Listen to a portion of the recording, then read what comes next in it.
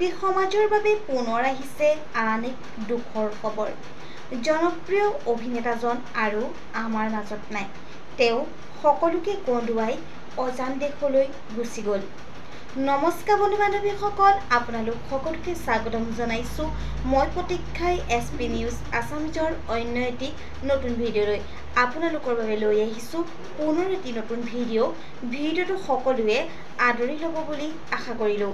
আহক আজি ভিডিঅ'টোৰ পৰৱৰ্তী অংশলৈ আগবাঢ়ো। হয়, শিল্পী সমাজৰ বাবে পুনৰ আহিছে আন এক দুখৰ খবৰ।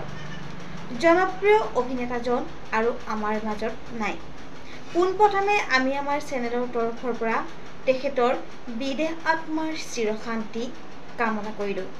হয়, বলিউডৰ জনপ্ৰিয় অভিনেতা গোবৰ্ধন আসৰানী আৰু আমাৰ মাজত নাই।